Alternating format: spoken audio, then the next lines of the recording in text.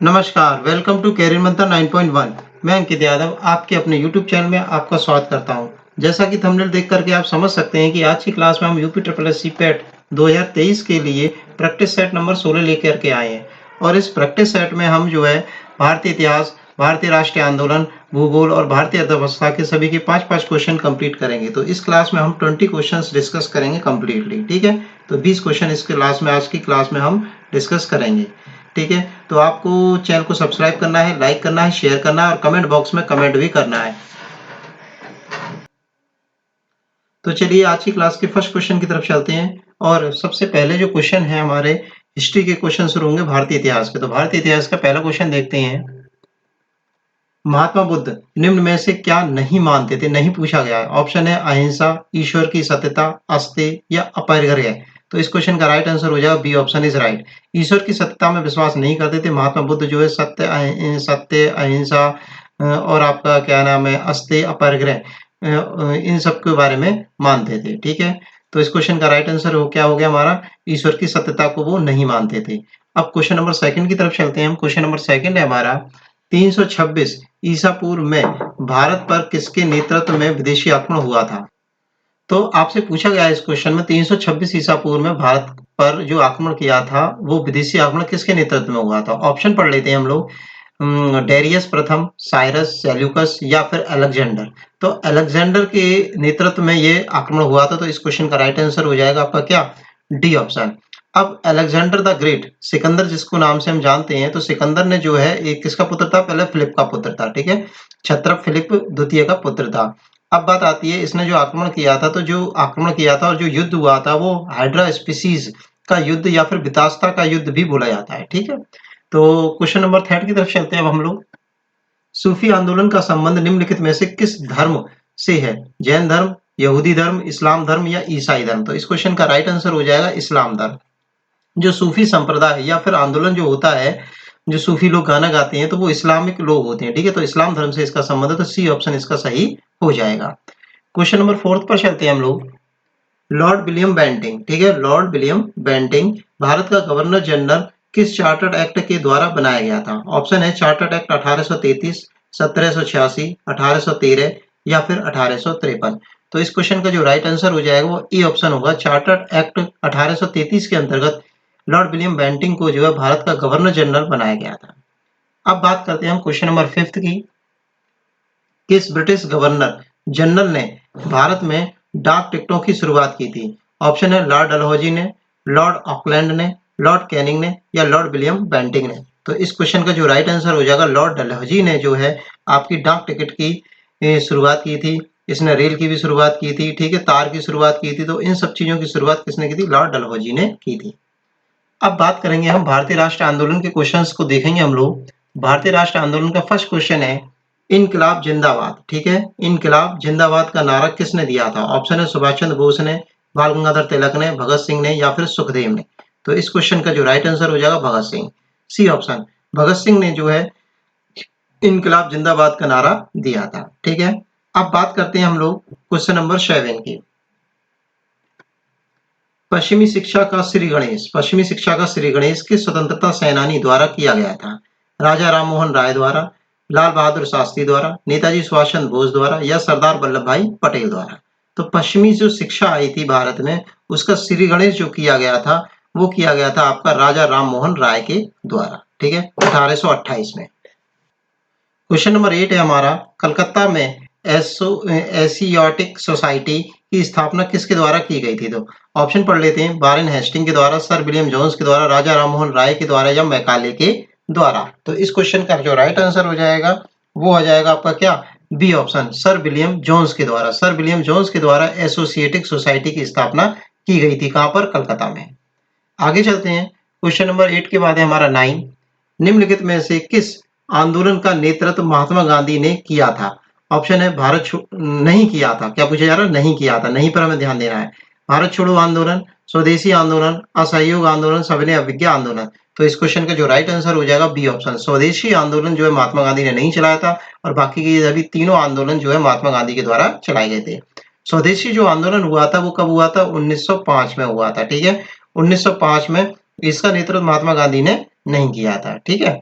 और आपके बाकी के सभी आंदोलन हैं वो सब महात्मा गांधी के नेतृत्व में हुए थे। आगे चलते हैं हम लोग, निम्नलिखित में से किसके बीच सही मेल है? ठीक है, मेल है, सही बताना है। तो ऑप्शन पढ़ लेते हैं। असहयोग आंदोलन सुरेंद्रनाथ बैनर्जी, स्वदेशी आंदोलन रविन्द्रनाथ टैगोर, भारतीय राष्ट्रीय सेना सुभाष चंद्र बोस, स्वराज पार्टी महात्मा गांधी।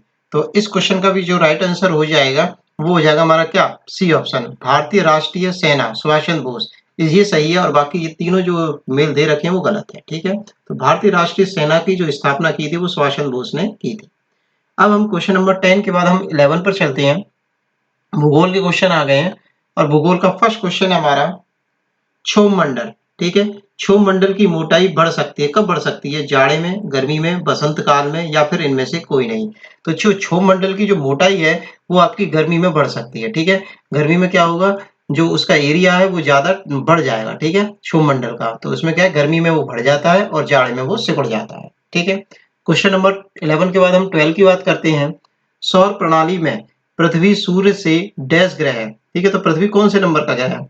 अब देखिए जो क्रम है इसका मैं आपको याद दिला देता हूं। बुध, शुक्र, पृथ्वी, मंगल, ये आपका क्रम है। ठीक है, तो बुध, शुक्र, पृथ्वी, मंगल, ये आपका सन है। इस तरह से आप ध्यान रखेंगे, ये सन है। तो सन के पास में सबसे पहले बुध है 1, फिर 2, फिर 3। तो पृथ्वी आपका कौन से नंबर का, आप समझ ही गए होंगे, तो तीसरे नंबर का है। ठीक है, पृथ्वी कौन से नंबर का, तीसरे नंबर का, बुध, शुक्र, पृथ्वी, मंगल। ठीक है, और बृहस्पति, शनि, अरुण, वरुण, इस तरह से आपके क्रम है पूरा। ठीक है, तो थर्ड इस क्वेश्चन का जो राइट आंसर हो गया वो बी ऑप्शन आपका हो गया है। आगे चलते हैं। 12 के बाद है आपका 13 क्वेश्चन है। मसाला बगीचा राजस्थान के किस शहर में स्थित है या संबंधित है? कोटा में, जोधपुर में, रामगंज मंडी में, या सवाई माधोपुर में? तो 13 क्वेश्चन का जो राइट आंसर है वो बी ऑप्शन हो जाएगा, जोधपुर। ठीक है, मसाला बगीचा राजस्थान के किस शहर में है? तो वो जोधपुर में स्थित है। कहाँ पर स्थित है? जोधपुर में स्थित है। यहाँ पर लाल मिर्च का उत्पादन, जीरा, काली मिर्च, इन सब का उत्पादन वगैरह होता है। ठीक है, तो 13 क्वेश्चन का आंसर सही क्या हो जाएगा? B option. अब बात करते हैं 13 के बाद 14 क्वेश्चन है हमारा। हिमालय का कौन सा शिखर भारत के अंतर्गत आता है? ठीक है, ऑप्शन है मकालू, धौलागिरा, अन्नपूर्णा, या कंचनजंगा। तो इस क्वेश्चन का जो राइट आंसर हो जाएगा वो फोर्थ ऑप्शन हो जाएगा, डी ऑप्शन। ठीक है, कंचनजंगा। कंचनजंगा जो है हिमालय का शिखर है और जो कि भारत के अंतर्गत आता है, और ये तीनों जो है भारत के अंतर्गत नहीं आते। और कंचनजंगा जो चोटी है वो कहाँ पर स्थित है? सिक्किम में स्थित है, सिक्किम। ठीक है, सिक्किम में स्थित है। ठीक है, का दो बार आएगा। ठीक है, सिक्किम में स्थित है। अब आगे चलते हैं हम लोग क्वेश्चन नंबर 14 के बाद 15 की बात कर लेते हैं। नरौरा, नरौरा नाभिकीय शक्ति केंद्र। ठीक है, नरौरा नाभिकीय शक्ति केंद्र यहाँ स्थित है। बिहार में, मुंबई में, उत्तर प्रदेश में, या फिर कर्नाटक में? तो नरौरा नाभिकीय शक्ति केंद्र जो स्थित है आपका यूपी में स्थित है। कहाँ पर स्थित है? आपका यूपी में स्थित है। तो इस क्वेश्चन का जो राइट आंसर हो जाएगा सी ऑप्शन इज राइट। आगे चलते हैं क्वेश्चन नंबर, अब हमारे अर्थव्यवस्था के क्वेश्चन शुरू हो रहे हैं। क्वेश्चन नंबर 16 पर आ गए हैं। क्वेश्चन नंबर 16 पढ़ते हैं। किस पंचवर्षीय योजना का उद्देश्य तीव्र, अधिक समावेशी और धारणीय विकास था? ठीक है, किस पंचवर्षीय योजना में जो उद्देश्य था वो तीव्र, अधिक समावेशी और धारणीय विकास करना था? 10वीं, 12वीं, 7वीं, या फिर 11वीं? तो इस क्वेश्चन का जो राइट आंसर हो जाएगा वो हो जाएगा आपका 12वीं। 12वीं पंचवर्षीय योजना का जो उद्देश्य था वो आपका तीव्र, अधिक समावेशी और धारणीय विकास करने का था। आगे चलते हैं हम लोग। हाँ, और 12वीं जो पंचवर्षीय योजना चली थी वो चली थी 2012 से लेकर के 2017 तक। अब बात करते हैं हम लोग क्वेश्चन नंबर 17 की। हरित क्रांति भारत की किस पंचवर्षीय योजना के दौरान आरंभ की गई थी? 7वीं, 5वीं, दूसरी, या फिर तीसरी? तो हरित क्रांति भारत की किस पंचवर्षीय योजना के तहत आरंभ की गई थी? तो हरित क्रांति जो की गई थी वो की गई थी आपकी तीसरी पंचवर्षीय योजना के तहत आरंभ की गई थी। ठीक है, तीसरी पंचवर्षीय योजना जो चली थी वो चली थी 1961 से लेकर के 1966 तक। अब बात करते हैं हम लोग नेक्स्ट क्वेश्चन की। नेक्स्ट क्वेश्चन पर जाने से पहले मैं आपको याद दिला दूं, चैनल को आपको सब्सक्राइब करना है, लाइक करना है, और पीडीएफ के लिए आपको टेलीग्राम चैनल हमारा ज्वाइन करना है और वहां से आपको पीडीएफ भी आपको प्रोवाइड होगी। ठीक है, होता क्या है कि आप जैसे मेरे से 20 क्वेश्चन पढ़ रहे हैं तो 20 क्वेश्चन पढ़ने के बाद तुरंत पीडीएफ डाउनलोड कीजिए और आप वहां पर जाकर के उसको एक बार से रिवीजन मार सकते हैं। ठीक है, नहीं ठीक है, तो इस तरह से आप पीडीएफ डाउनलोड करके भी अपना मजबूती से कर सकते हैं। अब क्वेश्चन नंबर 18 की तरफ चलते हैं। भारत सरकार द्वारा प्रारंभ की गई आयुष्मान योजना भारत योजना में डैश रुपए प्रति परिवार प्रति वर्ष तक की चिकित्सा सुविधा प्रदान करने की व्यवस्था की गई है। कितने लाख तक का? ऑप्शन है 7 लाख, 5 लाख, 2 लाख या फिर 1 लाख। तो इस क्वेश्चन का जो राइट आंसर हो जाएगा वो हो जाएगा 5 लाख।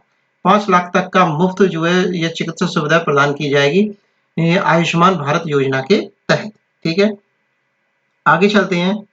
क्वेश्चन नंबर 18 के बाद है हमारा 19, ब्रेंट सूचकांक। ठीक है, ब्रेंट सूचकांक। ठीक है, निम्नलिखित में से किसके साथ जुड़ा हुआ है? कच्चे तेल की कीमतों के लिए, भविष्यगत ताम्र मूल्यों के लिए, भविष्यगत स्वर्ण मूल्यों के लिए या शिपिंग रेट सूचकांक के लिए। ठीक है, तो इस क्वेश्चन का जो राइट आंसर हो जाएगा ए ऑप्शन, कच्चे तेल की कीमतों के लिए जो है आपका ब्रेंट सूचकांक जुड़ा गया है। ठीक है, अब बात करते हैं क्वेश्चन नंबर 20 की हम लोग। इलाहाबाद बैंक का मुख्यालय कहाँ है? ऑप्शन है इलाहाबाद में, हैदराबाद में, मुंबई में या फिर कोलकाता में। तो इलाहाबाद बैंक का जो मुख्यालय है वो कहाँ पर स्थित है? कोलकाता में स्थित है। अब इसकी स्थापना जो हुई थी वो हुई थी 1865 में। कब हुई थी? 1865 में इसकी स्थापना हुई थी। और आपका 30 अगस्त 2019 को केंद्रीय वित्त मंत्री निर्मला सीतारमण ने इंडियन बैंक के साथ इलाहाबाद बैंक के विलय करने की घोषणा कर दी थी। तो आज के टाइम पे जो इलाहाबाद बैंक है उसका विलय हो गया किसमें? इंडियन बैंक में हो गया। ठीक है, अब आगे चलते हैं, आगे देखते हैं हम लोग।